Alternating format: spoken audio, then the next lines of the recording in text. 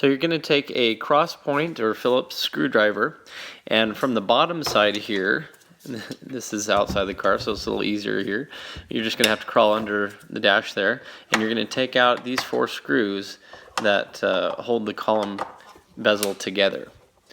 So once you remove all of these, the 2 pieces will just separate from each other. So as you can see, you can just pull the bottom part away from the top, and the bottom part has the steering wheel angle rod that's coming through, so you just got to worm it out of there. And then the top one as well, just kind of maneuver it until you can get it off of there as well.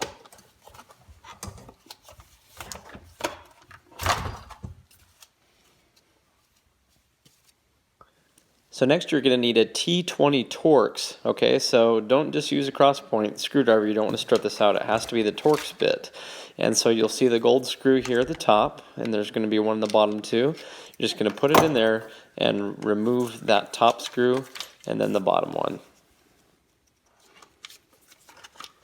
Okay, so once you remove that bottom screw, you'll see this whole piece comes out. Now of course it's still going to be connected to the car from the harness in the front here at this end, but now you can see we're going to have to unplug these, and so there's one here right at the top that you're just going to put a screwdriver under.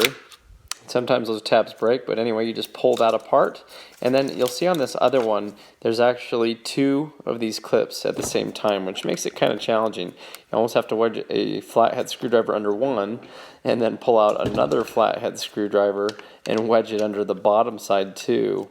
And like I said, sometimes these just break when they get old and brittle, but you'll just wedge both of these in here and then pull the plug out.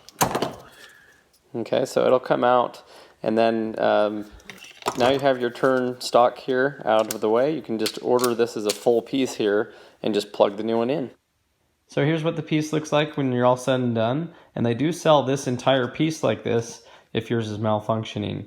I also did learn throughout the years that the 94 to 98 is different than the 99 to 04, so you want to get the one that actually fits that whatever year yours is. So anyway, that was the removal, and the installation is just the reverse of that. So if you have any questions, put it in the comments, and thanks for watching.